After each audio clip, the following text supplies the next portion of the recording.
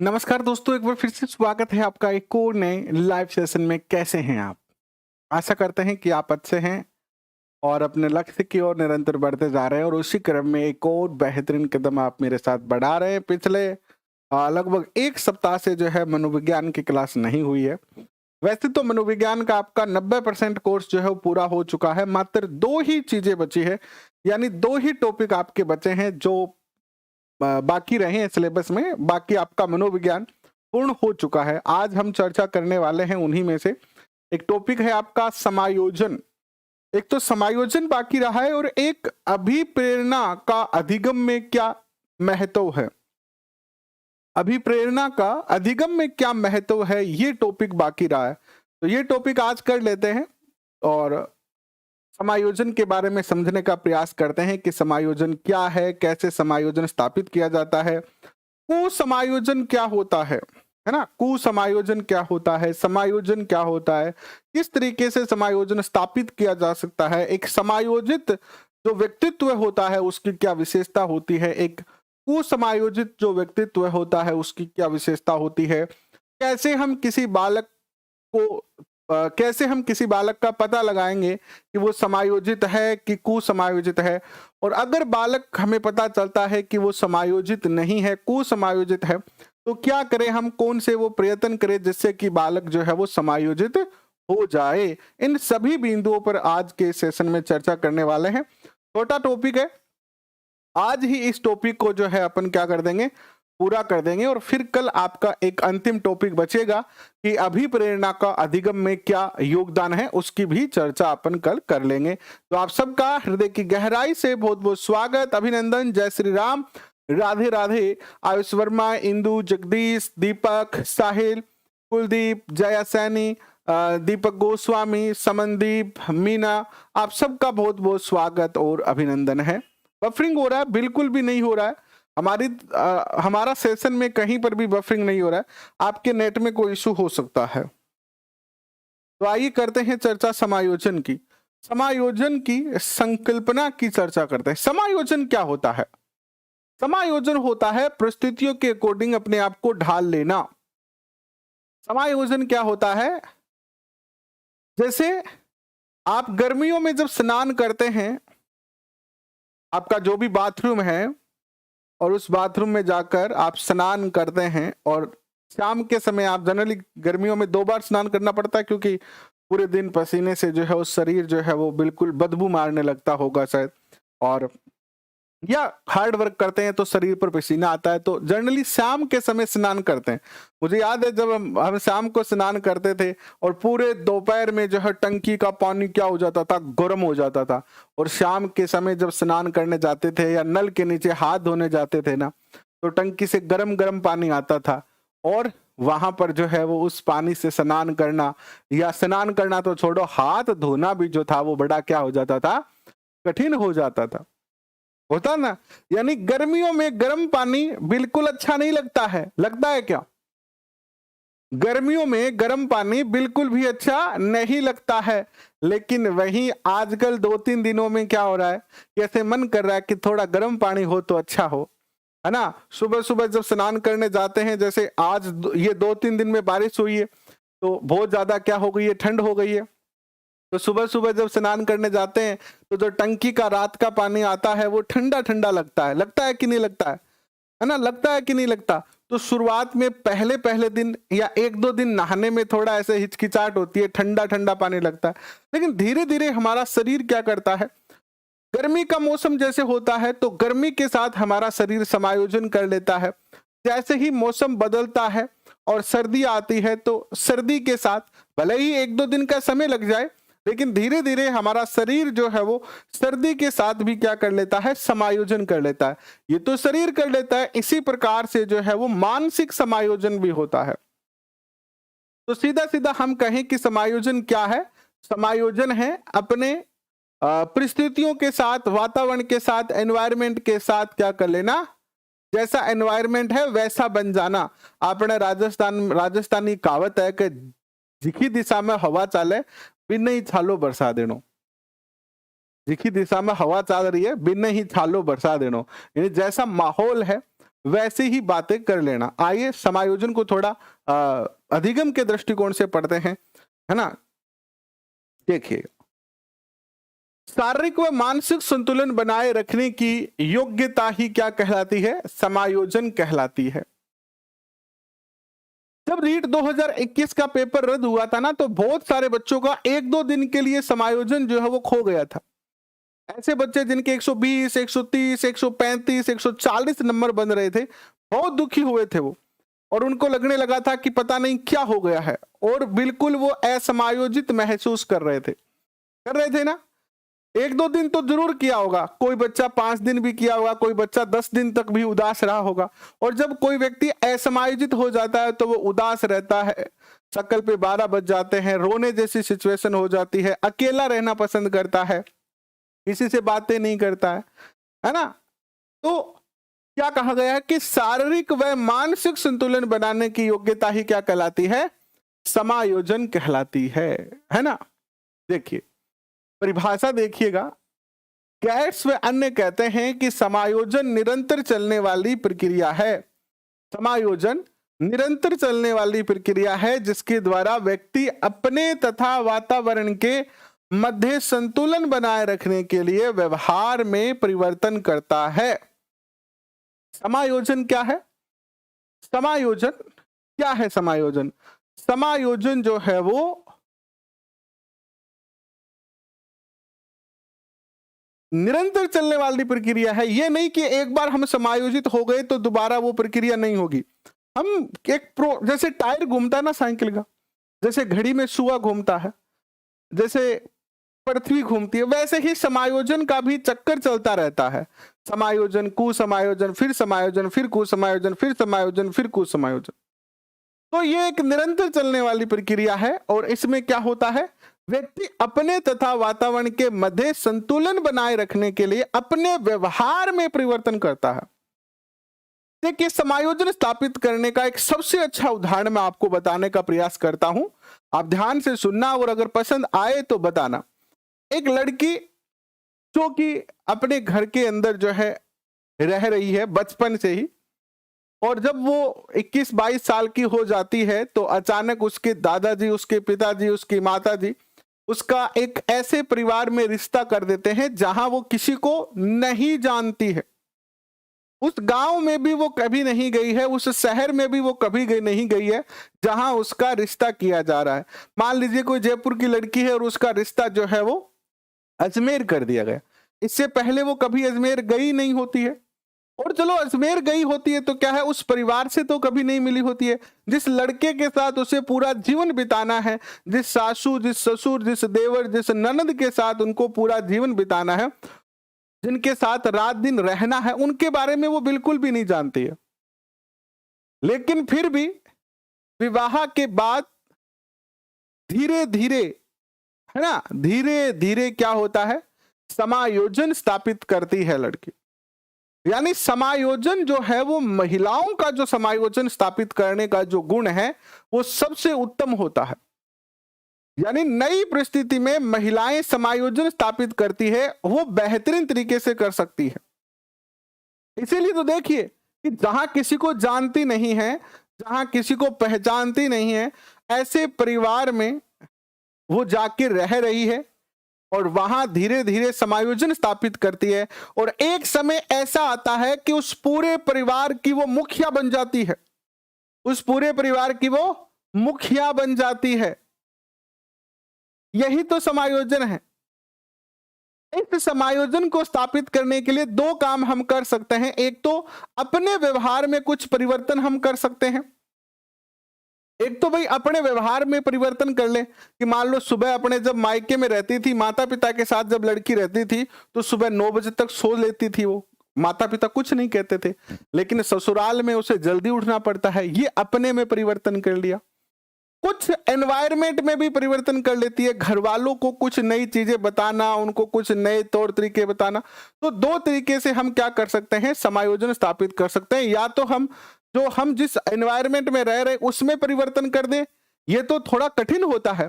सरल तरीका क्या है, अपने आप में कुछ परिवर्तन कर ले। विश्वास कह रहा है कि यहाँ तो कमरा बदलते हैं तब भी जो है वो हालत खराब हो जाती है ना। तो समायोजन का इससे अच्छा उदाहरण कोई नहीं हो सकता है। सोचिए कि आप अनजान जगह गए, कुछ समय वहां पर आपको लगा समायोजन करने में, और एक समय ऐसा आ जाएगा कि उस घर की आप मुख्य महिला बन जाएगी। जब आपके बच्चे हो जाएंगे, आपके पोते पोते हो जाएंगे और आप बूढ़ी हो जाएगी ना 50-60 साल की, तो उस घर की मुखिया कौन होगी? आप ही होगी। होगी कि नहीं होगी? तो यह समायोजन ही तो है। और देखिए बोरिन लैंगफील्ड वेल्ड के अनुसार क्या कहा गया है कि समायोजन एक प्रक्रिया है जिसके द्वारा हम अपनी आवश्यकताओं तथा उनको प्रभावित करने वाली परिस्थितियों में संतुलन बनाते हैं। कल जो था वो प्रथम नवरात्रा था। कल क्या था? पहला नवरात्रा था कि नहीं था? पहला नवरात्रा था और बहुत सारे हमारे मित्र हैं जिन्हें किसी ने गाड़ियां खरीदी है। आपके भी बहुत सारे जानकार होंगे सोशल मीडिया पर भी और पारिवारिक तौर पर भी, किसी ने गाड़ी खरीदी है, किसी ने मोटरसाइकिल खरीदी है, किसी ने कोई नया मोबाइल खरीदा है, किसी ने कुछ ना कुछ। तो कल नवरात्रा, क्योंकि पहला नवरात्रा, लास्ट नवरात्रा और धनतेरस, ये 3 समय ऐसे होते हैं जब हम जनरली खरीदारी करते हैं। लेकिन ऐसी परिस्थितियां हैं कि हम बेरोजगार रहे तो हम कुछ ना खरीद पाए। मैं आपकी भी बात कर रहा हूं, अपनी भी बात कर रहा हूं कि हो सकता है कि आज आपकी ऐसी स्थिति नहीं है कि आप जाके गाड़ी खरीद पाए, आपकी ऐसी स्थिति नहीं है कि आप मोटरसाइकिल खरीद पाए, आपकी स्थिति नहीं है कि आप आईफोन खरीद पाए। लेकिन उनको देखकर एक समय जब आप ऐसे फेसबुक चलाते हो, अरे इसने आज तो नई गाड़ी खरीदी है, थोड़ा सा और ऊपर स्क्रॉल किया, अरे दूसरे दोस्त ने आज नया आईफोन खरीदा है, और थोड़ा स्क्रॉल किया, तीसरे दोस्त ने नई जो है वो रॉयल इनफील्ड खरीदी है। अरे वाह, थोड़ा सा ऐसे मन में जो है वो ऐसे खट्टा खट्टा सा लगता है, यार आपका की कौन खरीद पाया गया। थोड़ा सा असमायोजन होता है। हुआ कि अपने दोस्तों को जब नई नई चीजें खरीदते हुए देखा तो हमारा मन थोड़ा सा, जनरली इंसान की आदत है कि भाई थोड़ी सी तो जेलसी होगी, हमारा भी मन करेगा कि हम खरीदें।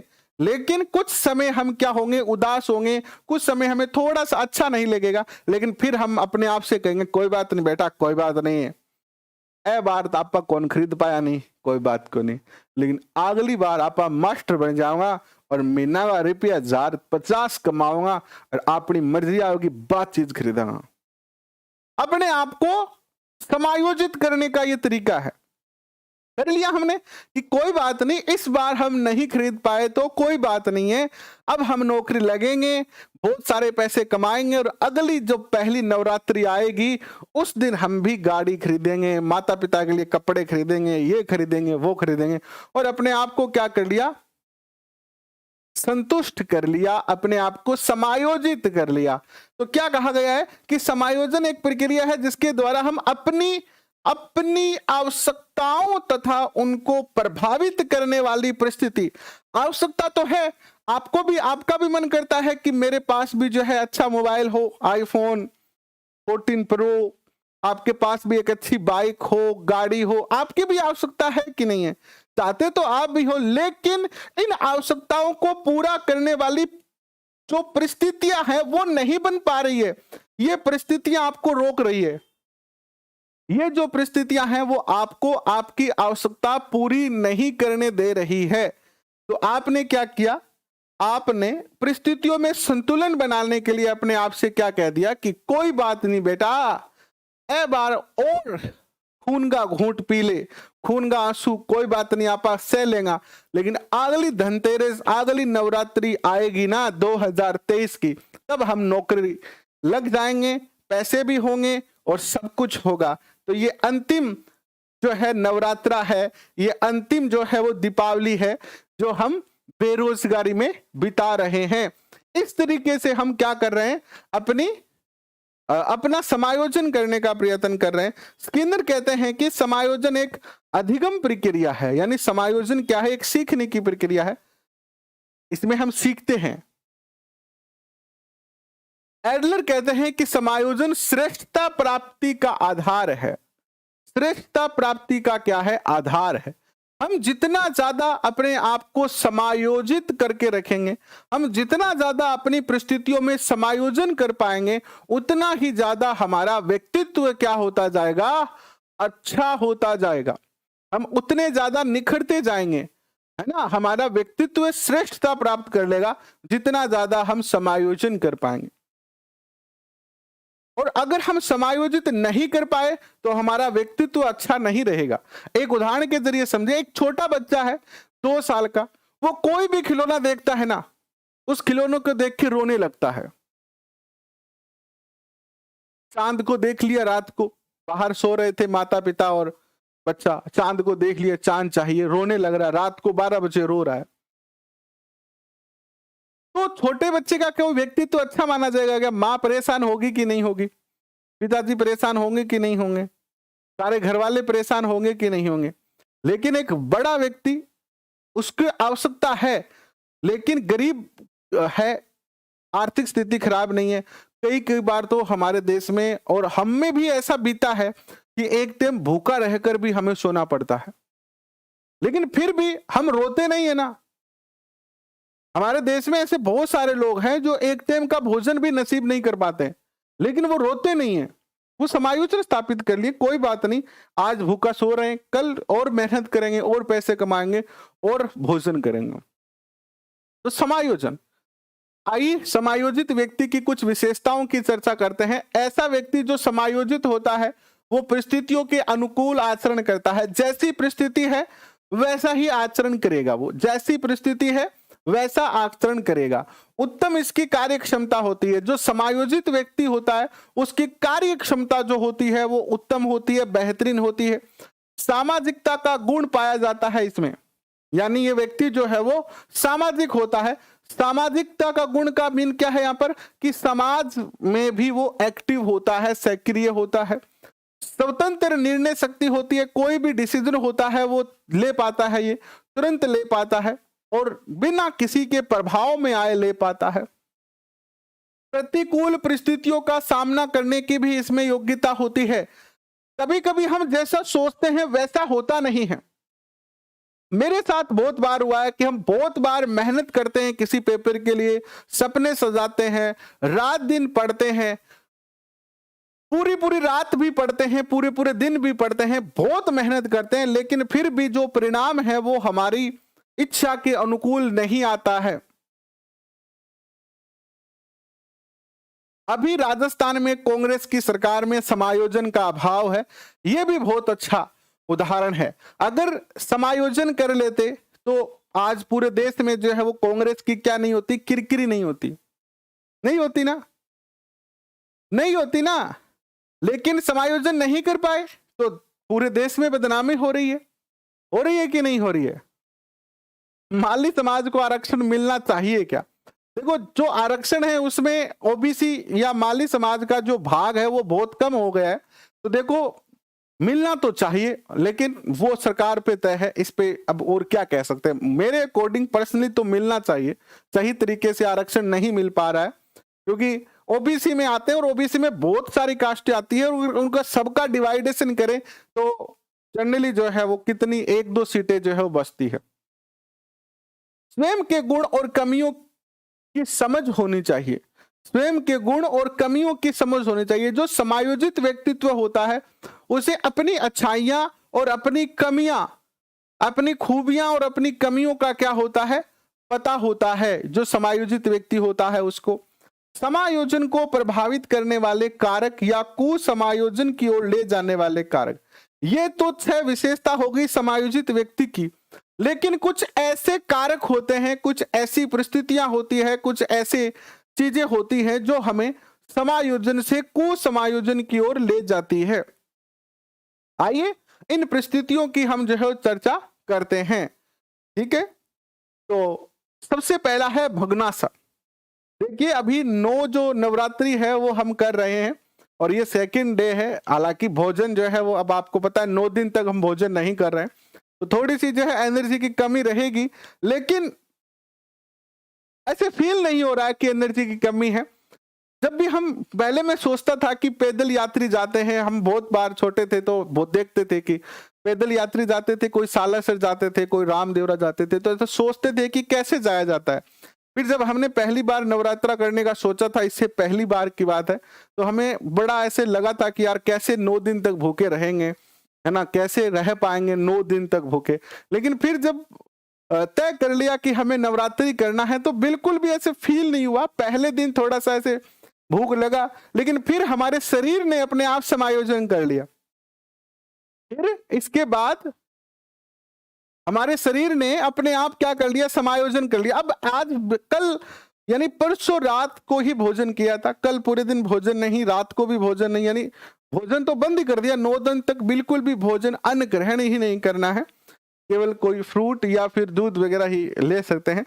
लेकिन कल तो पूरे दिन बिल्कुल भूखा था और अभी सुबह जो है वो बिल्कुल भी भोजन नहीं किया है। लेकिन ऐसा नहीं लग रहा है कि यार 2 दिन भूखे हो गए, 2 दिन हो गए और भूख लग रही है। वरना जब रोज खाना खाते थे ना, तो जैसे सुबह क्लास 10 बजे होती है तो 9 बजे भोजन करते थे, तो जैसे ही 9 बजते थे ऐसे पेट में चूहे कूदने लगते थे कि जल्दी जाके भोजन करें। लेकिन अब हमारे दिमाग को हमने कह दिया, हमारे दिमाग को पता है कि अब 9 दिन तक तुम्हें भोजन नहीं मिलेगा, तो दिमाग क्या कर रहा है, शरीर को समझा रहा है, शरीर को समझा दिया इसने, समझा रहा भी है और समझा भी दिया है कि अब 9 दिन तक तुम्हें जो है वो समायोजित रहना है, तुम्हें भूख को प्रदर्शित नहीं कर रहा है, तो बिल्कुल भी भूख नहीं लग रहा है।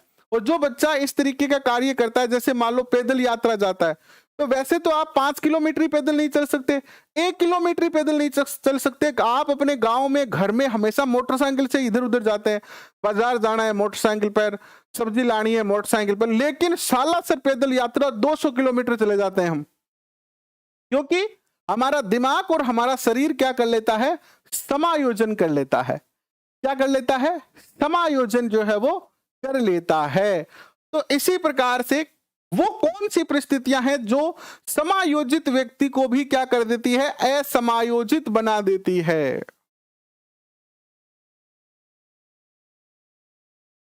नहीं, तिलक लगा रखा है मैंने। हम क्या है कि तिलक वो लगाते हैं आपके चंदन वाला, तो वो थोड़ा दिखता कम है, तो दिखाने के लिए तिलक नहीं लगा रखा है, तिलक लगा रखा है। देखो, पहला कारण क्या है भगनासा का, पहला जो कारण है भगनासा का वो है पहला जो कारण है असमायोजन का, पहला कारण है असमायोजन का भगनासा या कुंठा। कुंठ कहते हैं कि किसी इच्छा या आवश्यकता के मार्ग में उत्पन्न संवेगात्मक तनाव क्या बनाता है, आपको समायोजन से कुसमायोजित बनाता है। ठीक है, आपको समायोजित से कुसमायोजित बनाता है। आपकी कोई इच्छा है, आप कोई इच्छा रखते हैं, आपकी कोई आवश्यकता है, ठीक है, लेकिन उस आवश्यकता में कोई बाधा उत्पन्न हो गई। जैसे कि रीट 2021 में आपके नंबर अच्छे बने, आप पढ़े भी अच्छे, नंबर भी अच्छे बने, लेकिन सरकार ने पेपर रद्द कर दिया नकल के कारण, तो वो बाधा बन गई, तो आप क्या हुए, कुसमायोजित हुए। इसी प्रकार आपके मन में आ रहा है कि आप गोलगप्पे खाएं, लेकिन गोलगप्पे खाने के लिए आपके पिताजी ने आपको पैसे नहीं दिए, आपकी मां ने कहा नहीं गोलगप्पे नहीं खाने हैं, तो ये आपकी इच्छा में क्या है, बाधा है। और जब भी हमारी आवश्यकता या इच्छा में बाधा आती है, हम क्या हो जाते हैं, कुसमायोजित हो जाते हैं, हमारा जो समायोजन है वो बिगड़ जाता है। ठीक है, नेक्स्ट देखिएगा, भगनासा भी अलग अलग प्रकार की होती है। आंतरिक भगनासा होती है, बाह्य भगनासा होती है। आंतरिक भगनासा तो होती है कि हम अपने वजह से कोई चीज ना प्राप्त कर पाए। जैसे मान लीजिए आज हम बहुत, हमारे को पता है कि अगर हम एक पेपर को क्रैक कर लेते हैं, इसको 2023 रीट मुख्य परीक्षा को, तो हमें सफलता मिल जाएगी। लेकिन हम उतना नहीं पढ़ पाए जितना हमें पढ़ना है और हम पेपर में फेल हो गए, तो हम इसका दोष किसी दूसरे को नहीं दे सकते हैं। हालांकि जनरली लोग दूसरे को देते हैं, टीचर को देते हैं, कोचिंग को देते हैं, बुकों को देते हैं, लेकिन हम इसका दोष किसी को नहीं दे सकते क्योंकि हम पेपर में नहीं पढ़े इसलिए फेल हो गए। तो ये क्या है, आंतरिक भगनासा है। यानी किसी आवश्यकता को पूरा करने में अगर हम पूरी मेहनत नहीं करते हैं या उस आवश्यकता को पूरा करने में हम ही बाधा बन जाते हैं, तो इसे आंतरिक भग्नाशा कहते हैं। और अगर कोई बाहरी कारण है, जैसे रीट 2021 में पेपर में नकल हो गई, तो इसमें आपकी कोई गलती नहीं थी, तो वो बाहरी कारण हो गया। वो क्या हो गया? बाहरी कारण हो गया। भग्नाशा के कारण क्या है? भग्नाशा एक तो भौतिक वातावरण पर आधारित भग्नाशा होती है, जैसे बाढ़ आ गई, भूकंप आ गया, सुनामी आ गई, वर्षा आ गई। यूपी बिहार के अंदर जो है वो हर साल बाढ़ आती है। बिहार के अंदर तो हर साल बाढ़ आती है। आप इतने बड़े हो गए हैं, लगभग 20, 22, 23, 24, 30 साल के बच्चे हैं, आपके याद आ रहा है कोई ऐसी वर्षा ऋतु का मौसम जिसमें यह दिखाया गया हो कि बिहार में बाढ़ नहीं आई है? मैं बचपन से न्यूज हम देखते आ रहे हैं, न्यूज तो टीवी चैनल, अखबार, जब भी वर्षा ऋतु आती है बिहार में 100% बाढ़ आती ही आती है। तो वहां के जो लोग हैं, सोचिए आपका एक अच्छा खासा घर है, आपका खेत है, खेत में लहलहाती फसल है, और एक किसान ये सोच रहा है कि इस बार बहुत अच्छी फसल है और मैं फसल को काटकर बाजार में बेचकर अपनी बेटी या बेटे का विवाह करूंगा। लेकिन वर्षा ऋतु में बाढ़ आ जाती है, पूरा खेत पानी से भर जाता है, जो घर था वो भी पानी में बह जाता है। वो क्या होगा? कुंठित होगा कि नहीं होगा? वो भग्नाशा का शिकार होगा कि नहीं होगा? वो भग्नाशा का शिकार निश्चित तौर पर होगा। ये भौतिक कारण है। दूसरा, सामाजिक कारण भी होते हैं कुछ, और फिर आता है शारीरिक दोष, ये भी भग्नाशा के ही कारण है। निर्धनता भग्नाशा का कारण है। विरोधी इच्छा या विरोधी उद्देश्य होना भी भग्नाशा का कारण है। नैतिक आदर्श नहीं होना भी भग्नाशा का कारण है। असंगत आवश्यकताएं, जी हाँ, मान लो थारकन फोन तो है, फोन है आपके पास 15,000 रुपए का, जिसमें आप अभी वो वीडियो देख रहे हैं, लेकिन आपकी इच्छा है कि मेरे को तो आईफोन 14 प्लस हो गए, तो ये असंगत इच्छा है। ये क्या है? असंगत इच्छा है। इस इच्छा को आप पूरा कर दोगे तब भी ये समाप्त नहीं हो। असंगत इच्छा यानी बिना फालतू का खर्चा करने वाले, यानी फिजूल खर्ची वाली इच्छा, ये असंगत इच्छा ही होती है। भग्नाशा की स्थिति में व्यवहार कैसा करता है? अब कैसे पता चलेगा कि ये व्यक्ति कुसमायोजित है, ये व्यक्ति भग्नाशा में है? ये व्यक्ति क्या है? भग्नाशा में है। कैसे पता चलेगा? आप कैसे पता लगाओगे कि ये व्यक्ति भग्नाशा में है? बताओ, कैसे पता लगाओगे?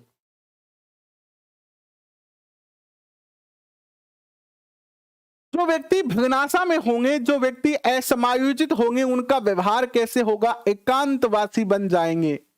जैसे आपने देखा है कि पुराने जो सीरियल होते थे, रामायण, महाभारत, उसमें अगर रानी रूठ जाती थी, रानी अगर रूठ जाती थी, जैसे आपने रामायण में देखा कि कौशल्या जो थी वो रूठ जाती है और बाल वगैरह बिखेर लेती है, काली साड़ी पहन लेती है, और कहां चली जाती है? वो भवन में चली जाती है। क्यों रूसी वो? क्योंकि वो अपने बेटे भरत को जो है वो क्या बनाना चाहती थी? राजा बनाना चाहती थी। उस भरत के राजा बनने में जो बाधा थी वो क्या थी? राम था। राम था ना बाधा। तो राम बाधा के आने के कारण जो क्या करती है? वो कुंठित हो जाती है, और कुंठित होकर एकांत में चली जाती है। कहां चली जाती है? एकांत में चली जाती। कैकेयी थी क्या? हाँ, कैकेयी, कौशल्या नहीं, सॉरी, कैकेयी। कैकेयी कहां चली जाती है? एकांत में चली जाती है। और एकांत में जाने के बाद क्या करती है? वो अंधेरा कर लेती है पूरे भवन में, और बिल्कुल उदास होके और उल्टी सो जाए, मुद्दी ठिकाना पका नहीं, मुद्दी सो जाए। अब राजा का टेंशन होगी, ओहो कैकेयी रानी तो रूस गई। हाँ सॉरी, कौशल्या नाम गलती से आ गया, कैकेयी, बिल्कुल कैकेयी थी वो, बिल्कुल सॉरी कैकेयी। ठीक, तो कैकेयी जो थी वो क्या थी? उस समय कुंठित थी ना? कुंठित थी ना कैकेयी? कैकेयी कुंठित हुई कि नहीं हुई? आटी पाटी लेके सोई कौन? सोई बा, बिल्कुल सोई, है ना? वो तो बाद की बात है। वो तो फिर कुंठा से बाहर आने का तरीका बताया कि भाई अगर आप चाहते हो कि मैं फिर से ऐसे रंगीन साड़ी पहनूं, मैं फिर से सुंदर सा मेकअप करूं, बाल बनाऊं, और इस अंधेरे कमरे में रोशनी आए, तो आप क्या करो, मेरे बेटे को जो है वो भरत को राजा बनाओ, राम को वनवास दो और अपनी तीनों शर्तों को याद करो, है ना। तो क्या है, भगनासा की स्थिति में एकांतवासी हो जाता है। जब भी मान लो कोई दो प्रेमी प्रेमिका है, एक लड़का लड़की है, बहुत प्यार करते हैं, लेकिन लड़की ने अपने जो प्रेमी है उसका फोन नहीं उठाया और ब्लॉक कर दिया, और उसको एक मैसेज भेजा ब्लॉक करते समय कि मेरे पिताजी ने मेरी शादी तय कर दी है, आज के बाद मुझे कभी फोन कर मत करना, मैं तुमसे प्यार नहीं करती हूं, आज से अपना कोई लेना देना नहीं है, और ये मैं तुम्हें ब्लॉक कर रही हूं। अब जो प्रेमी होता है उस वो क्या हो जाता है, कुंठित हो जाता है। और आप देखना, पुरानी मूवी में देखो या प्रैक्टिकल जीवन में देखो, जब भी किसी का प्यार में दिल टूटता है, वो सबसे पहले एकांतवासी बनेगा, सब लोगों से दूर हो जाएगा, है ना। क्या हो जाएगा, दूर हो जाएगा, अकेला बैठा रहेगा, अकेला कमरे में सोता रहेगा, दोस्तों का भी साथ छोड़ देगा, दोस्तों का भी साथ छोड़ देगा। जब भी प्यार में धोखा मिलता है, सबसे पहले व्यक्ति क्या होता है, एकांतवासी बनता है, रोगग्रस्त होने की बात करता है। कोई जैसे दोस्त या माता पिता कहते, के बात है बेटा, यहाँ 2 दिन हो गया, उदास उदास किया रहे, रोटी कौन खावे, एक लो बैठे रहे कमरे में, के बात है, तो कह माँ मैं थोड़ो बीमार हूँ, मेरे सिर दुखेगा, थोड़ा यहाँ जी मिल चला रही हो मेरे गए, ऐसा कह देते हैं, कह देते हैं कि नहीं कह देते हैं। यानी अगर कोई उनसे पूछे कि क्या कारण है, तो वो कह देते हैं बीमार हूं, तो बीमारी का बहाना करते हैं, आक्रमणकारी बन जाते हैं। कभी कभी अगर दोस्त ज्यादा ही कह देते हैं, क्यों गयो धोखो दे दियो तो दे दियो गए, और आज ऐसी और प्यार कर ली गए, बावड़ा यहाँ उदास कितना दिन रहो। और मान लो दोस्त लोगों ने उसको ज्यादा छेड़ा, तो वो क्या करेंगे, गुस्सा हो जाएंगे, वो कहेंगे तुम क्या जानो प्यार क्या होता है, तन कभी प्यार करी हुए गए, ध्यान है दिल टूटे जो कितो को दर्द हुए, यहाँ करके वो यहाँ थोड़ा गुस्सा में आ जाए वो, और गुस्सा में आगे कह रखो, दोस्त ने थोड़ी 2-3 बातें खरी कोटी सुना देगो। चौथा, आत्मसमर्पण कर लेना। फिर एक बार तो गुस्सा होगा और फिर क्या करेगा वो, यार भाई रोने लगेगा, आत्मसमर्पण करेगा तो क्या करेगा, रोने लगेगा कि मैं उसके लिए ऐसा था, मैं उसके लिए ऐसा था, मैं उसके बिना जी नहीं पाऊंगा, उसने मेरे साथ ऐसा क्यों किया, मैंने किसी का क्या बिगाड़ा था। कभी कभी तो ऐसे जेठलाल की तरह भगवान ने पूछो, भगवान मैं तेरे के बिगाड़ियो, मेरो ही दिल क्यों तोड़ियो, मेरे से क्यों सी गलती हुई। ऐसे भगवान है, ऊपर कोई भगवान थोड़ी दिख रहे हैं, लेकिन बात करेगा वो, ऐसे रोएगा। ये क्या है, आत्मसमर्पण के क्या है, दिख रहे हैं गुण इसके। तो जब कोई व्यक्ति भगनासा में होता है तो ये सारे गुण दिखेंगे। तो आपके अगर परिवार में, आपकी क्लास में, आपकी कोचिंग में, आपके रूममेट अगर इस तरीके का व्यवहार करे, तो आप समझ जाना कि भैया कोई ना कोई मामलो गड़बड़ा गया है, ठीक है। और भगनासा मापन करने का जो करने वाले पहले विद्वान थे, भगनासा का मापन करने वाले जो पहले विद्वान थे, वो होते हैं रोजन विंग। कौन होते हैं, रोजन विंग होते हैं, ठीक है। नेक्स्ट देखिए, रोजन विंग ने तस्वीर कुंठा अध्ययन नामक एक परीक्षण का जो है निर्माण करवाया, जिसमें 24 जो है वो क्या होते हैं, चित्र होते हैं। कितने चित्र होते हैं, 24। तनाव, एक तो भगनासा का कारण, सॉरी, एक तो असमायोजन का कारण हमने पढ़ा, भगनासा या कुंठा। दूसरा जो असमायोजन का कारण है वो क्या है, दूसरा असमायोजन का कारण है तनाव। कैट्स व अन्य के अनुसार तनाव असंतुलन की दशा है जो व्यक्ति को उत्तेजित अवस्था का अंत करने के लिए प्रेरित करते हैं। जैसे किसी बच्चे के नंबर बन रहे हैं 89 और वो जर्नल का बच्चा है, उसे 90 नंबर चाहिए, वो पिछले दिनों से तैयारी कर रहा है, लेकिन कभी कभी उसके साथ क्या होता है, वो जब पढ़ने बैठता है, यार आपने तो 89 नहीं बने, 1 नंबर कम भी है, वो टेंशन हो रही है, यहाँ माथो पकड़ा को बोया, वो टेंशन हो रही है यार करा के, फिर वो पढ़ना छोड़ देगा, घंटा आधा घंटा वो नहीं पढ़ेगा, फिर वो क्या करेगा, या तो सोएगा या चुपचाप बैठा रहेगा, लेकिन पढ़ना छोड़ देगा। यानी जब भी हमारे दिमाग पर स्ट्रेस होता है, तनाव होता है, हम दबाव में होते हैं, तो हमारा मोटिवेशन खत्म हो जाता है, हमारा मोटिवेशन खत्म हो। 24 चित्र कौन से थे ऐसा कोई नहीं पूछता है कभी, ऐसा कहीं पर लिखा भी नहीं है कि 24 चित्र कौन से थे, और ऐसा कोई पूछेगा भी नहीं, किसी भी गाइड में आपको लिखा हुआ नहीं मिलेगा। ठीक है, तो तनाव क्या करता है आपको भगनाशा में, सॉरी, तनाव भी आपको क्या करता है, असमायोजित करता है। तनाव क्या करता है, असमायोजित करता है। फिर आती है दुश्चिंता। दुश्चिंता क्या होती है, चेतन अथवा तथा अचेतन के मध्य होने वाले संघर्ष को क्या कहते हैं, दुश्चिंता कहते हैं। दुश्चिंता कभी कभी होती है।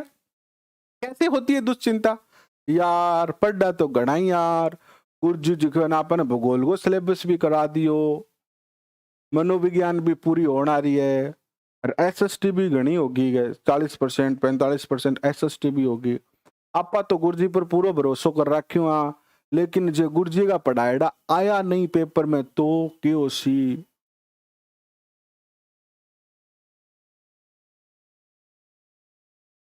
पढ़ा तो घना ही, पेपर में पास नहीं होया तो क्यों सी।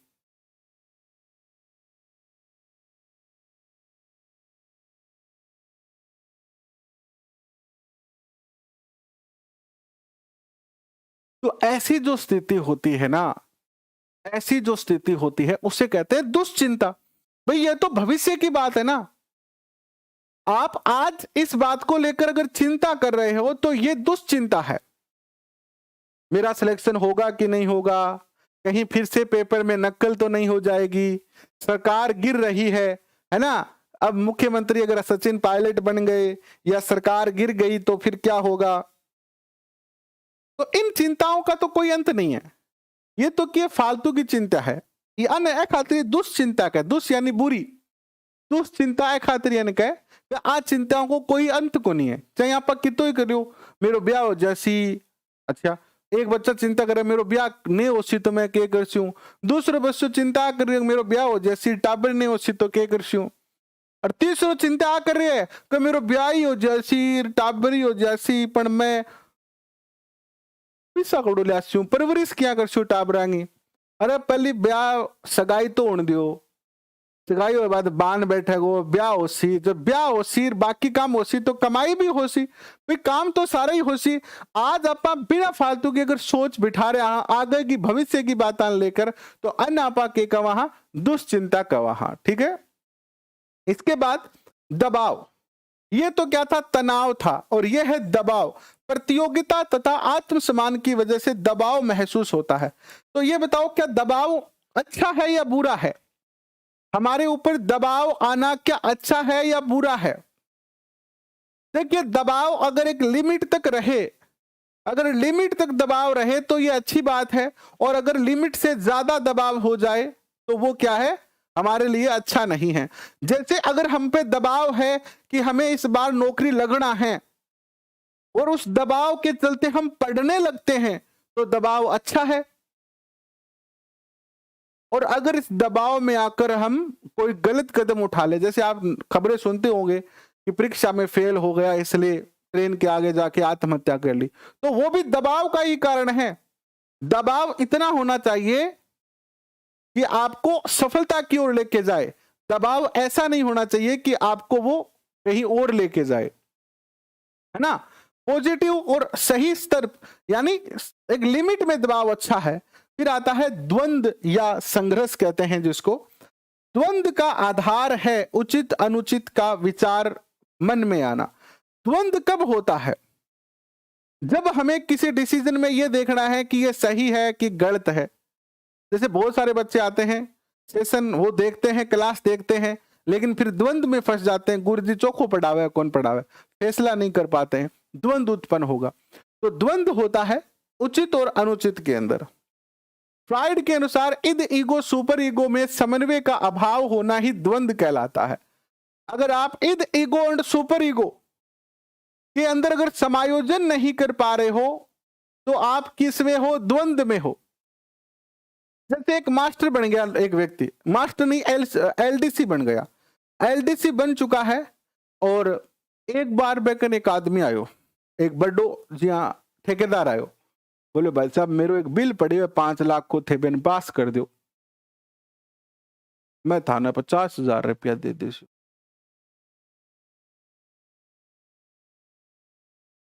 पिछले 2 साल उन लटके पड़े हुए और थारा हाथ की बात है थे मैंने बिल ने तैयार करके ऊपरले अधिकारी से साइन करवा के मैंने क्लियर करवाओ 50,000 रुपया थारा एलडीसी है, पता है कि मैं ये काम कर सकता हूं, लेकिन द्वंद में है कि अगर रिश्वत लेना अच्छी बात है नहीं है, अगर मैं रिश्वत लेता हूं तो ये मैं नैतिकता का पालन नहीं करता हूं, अगर मैं रिश्वत लेता हूं तो 50,000 रुपये आएंगे, 50,000 रुपये से मैं जो है वो ले लद्दाख घूम के आऊंगा परिवार के साथ। एक मन तो ये कह रहा है कि ले बेटा ले 50,000 रुपया, दूसरा मन कह रहा बेटा ना ना बेटा ना, पकड़े जाओ, ये हराम की कमाई होती है, इससे परिवार जो है वो उजड़ जाते हैं, ऐसा पैसा जो बिना मेहनत का है बरकत नहीं करता है। मन में ख्याल आ रहे हैं तो इस तरीके से किसी बात को लेकर उचित और अनुचित, ये सही है या गलत है, इसका विचार करना ही क्या है, द्वंद होता है। और अगर इद ईगो और सुपर ईगो में समन्वय नहीं करते हैं तो द्वंद होता है। समायोजन स्थापित करने की विधियां क्या है, हमने ये देखा कि समायोजन क्या है, समायोजन की परिभाषा देखी, हमने ये देखा कि समायोजित व्यक्ति की विशेषता क्या होती है, हमने ये भी देखा कि समायोजित व्यक्ति किस तरीके से असमायोजित हो जाता है। अब चर्चा करते हैं कि समायोजित व्यक्ति को कैसे, असमायोजित व्यक्ति को कैसे समायोजित करें, यानी समायोजन स्थापित करने की विधियां क्या क्या है। तो सबसे पहले क्षतिपूर्ति। क्षतिपूर्ति क्या है कि अगर किसी एक चीज से हमें नुकसान हुआ तो दूसरी चीज से उसके भरपाई कर लेना। जैसे एक दुकानदार था, उसके पास कोई ग्राहक गया, चीनी का भाव था 40 रुपए किलो और उससे 5 किलो चीनी ली, रुपए तो हो रहे थे 200, लेकिन उसने गलती से 150 रुपए जोड़ लिए, उसने ग्राहक से 150 रुपए लिए। बाद में पता चला आधे घंटे के बाद, यार 200 रुपया हुआ रे, अपा तो 150 ही ले लिया, ओहो 50 रुपया घाट हो गयो। अब एक और ग्राहक आया, उसके जो रुपए बन रहे थे वो तो बन रहे थे, 1 मिनट रुको,